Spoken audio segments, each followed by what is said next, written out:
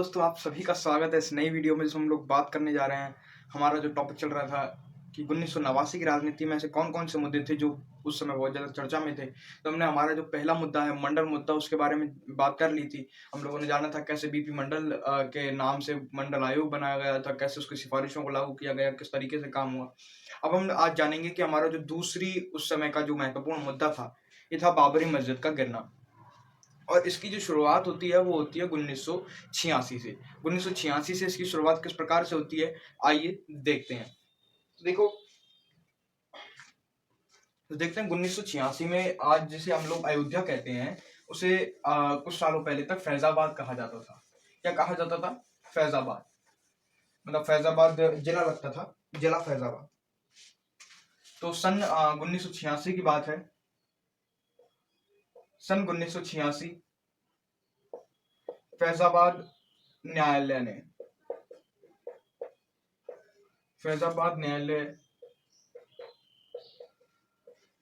एक निर्णय सुनाया, और निर्णय ये सुनाया कि जो भगवान राम का जो मंदिर है, जो अयोध्या में राम का जो मंदिर बना हुआ है, उसका अहाता जो है, यानी कि उस मंदिर का जो क्षेत्र है, उसे खोल दिया जाए और वहां पर हिंदुओं को पूजा पाठ करने की अनुमति दे दी जाए, क्योंकि हिंदुओं के अनुसार वह जो स्थान है वह पवित्र है। ये आदेश दिया था। किसने दिया था? 1986 में दिया था फैजाबाद न्यायालय ने। क्या आदेश दिया था? पूजा पाठ करने का आदेश दिया था। पूजा पाठ का आदेश दे दिया था कि भाई साहब, आपको ये आदेश है कि आप पूजा पाठ कर सकते हो। कहाँ पर कर सकते हो? मंदिर में। आदेश मंदिर में। ठीक है, आप मंदिर में पूजा पाठ कर सकते हैं। अब जैसे ही ये बात हुई, तो एक तरीके से कह सकते हैं कि जो बाबरी मस्जिद का जो मुद्दा था, जो बहुत सालों से ठंडा पड़ चुका था, वो एकदम से गर्मी ले गया। यानी कि उस मुद्दे को बहुत ज़्यादा हाईलाइट मिलने लगी, बहुत ज़्यादा उस मुद्दे के बारे में चर्चा होने लगी। लोगों ने इसके बारे में जानना चालू किया कि किस प्रकार से ये मुद्दा है। तो देखिए, हम लोग समझते हैं तो पहले थोड़ा सा बाबरी मस्जिद के बारे में जान लेते हैं।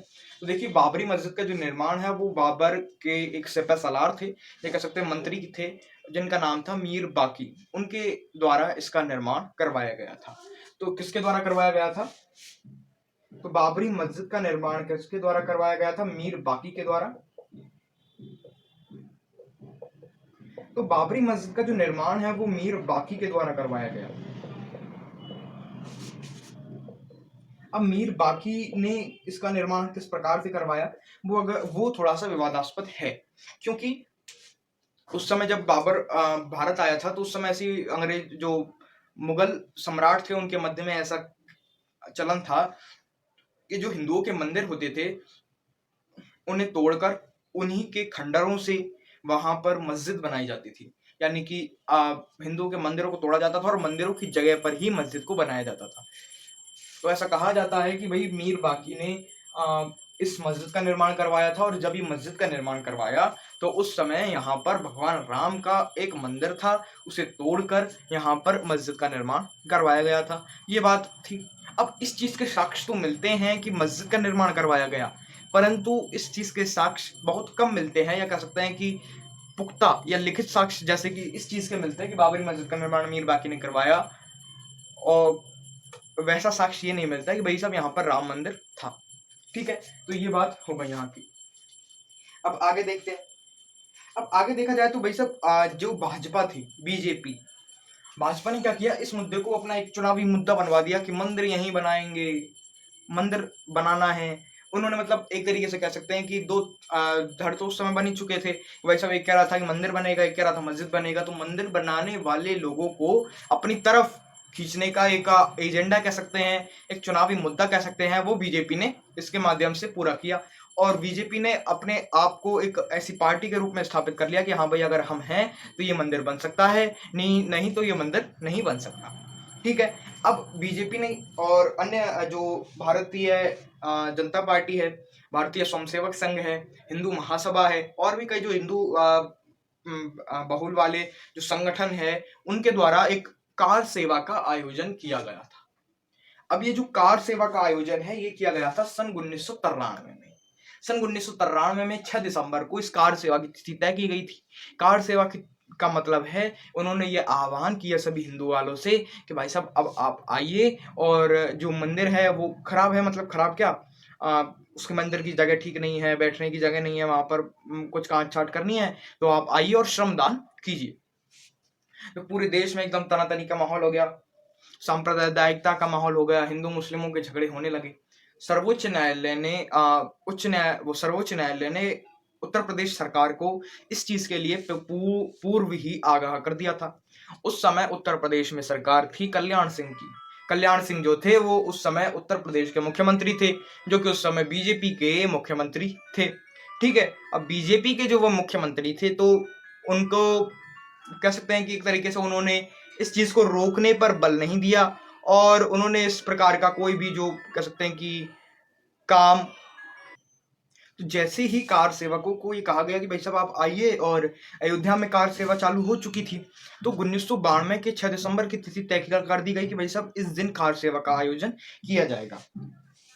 ठीक है, और जब कार सेवा के लिए आवाहित किया गया उससे पहले लाल कृष्ण आडवाणी ने एक रथ यात्रा की थी, जो कि गुजरात के सोमनाथ से उत्तर प्रदेश के अयोध्या तक जानी थी, और ये वाया जानी थी वाया बिहार। अब बिहार और उत्तर प्रदेश में इसे रोकने का पहले प्लान बन चुका था कि भाई उत्तर प्रदेश में इसे रोक दिया जाएगा, अयोध्या तक पहुंचने नहीं दिया जाएगा, क्योंकि अगर ये रथ यात्रा अयोध्या तक पहुंच जाती तो ऐसा मानने को था कि भाई सब दंगे होना अनिवार्य था या दंगे होना निश्चित था।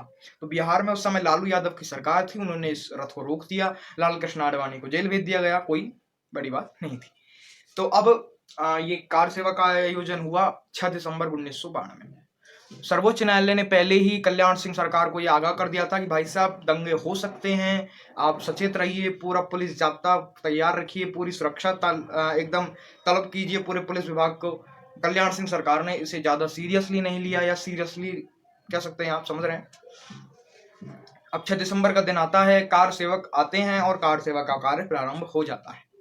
धीरे धीरे कुछ कार सेवकों का समूह जो मस्जिद का विवादित ढांचा था उस पर चढ़ना प्रारंभ करते हैं, और हाथ में सरिया लेकर उस विवादित ढांचे को तोड़ना प्रारंभ करते हैं। एक बार, दो बार, चार बार उस पर प्रहार करते हैं, इतने में वो विवादित ढांचा नीचे गिर जाता है।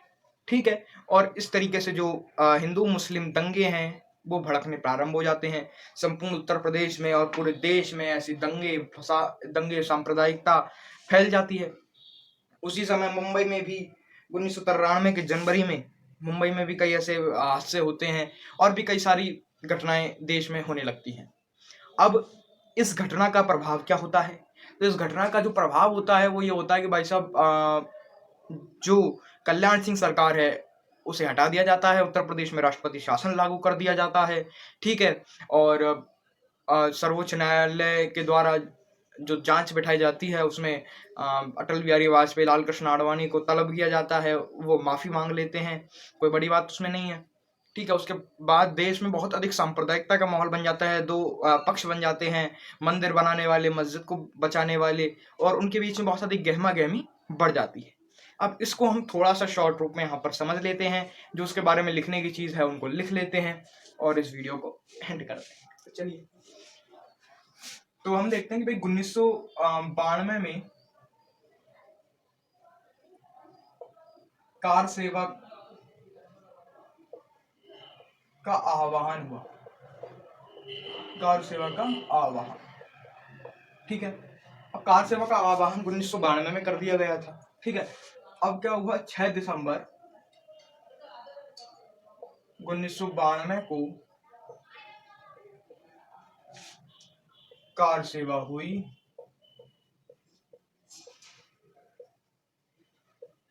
वह मस्जिद गिरा दी गई।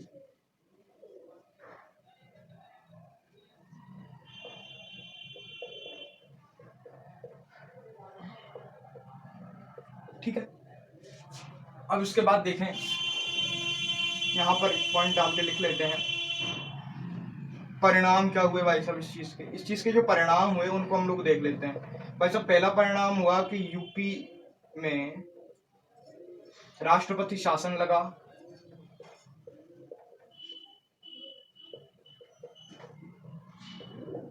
यूपी में राष्ट्रपति शासन लगा, वह कल्याण सरकार को हटा दिया गया, बर्खास्त कर दिया गया। व कल्याण सिंह सरकार को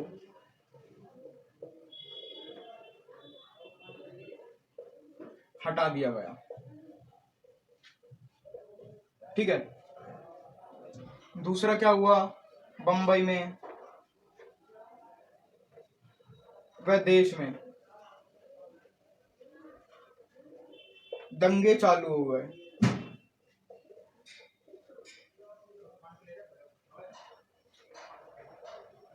ठीक है। और तीसरा पॉइंट अगर देखें तो सांप्रदायिकता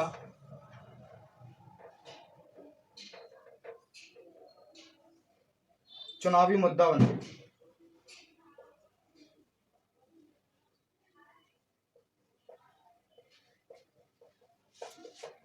इसका क्या मतलब है, सांप्रदायिक तो चुनावी मुद्दा बन गया। इसका मतलब यह है कि भाई साहब मंदिर बनाने वाले और मस्जिद को बचाने वाले दो अलग अलग थड़े बन गए, और उनको बचाने के लिए ये कह सकते हैं कि उनको समर्थन देने वाले एक अलग अलग राजनीतिक दल बन गए, और ये एक राजनीति का मुद्दा बन गया, वोट बैंक को प्राप्त करने का मुद्दा बन गया। तो इसी के साथ जो हमारा बाबरी मस्जिद डेमोलिशन यानी कि बाबरी मस्जिद का गिरना जो टॉपिक है वो कंप्लीट होता है। इससे आगे वाले आने वाली वीडियोस में हम लोग उसके बाद के चुनावों के बारे में और वहाँ पर जो कुछ टॉपिक बाकी रह गए उनके बारे में भी बात करेंगे। तो आई होप आपको ये वीडियो पसंद आई, और वीडियो पसंद आई तो वीडियो को लाइक शेयर जरूर करें और वीडियो को कमेंट जरूर करें, और हमारे चैनल को सब्सक्राइब करना ना भूलें। वीडियो को अंत तक देखने के लिए धन्यवाद।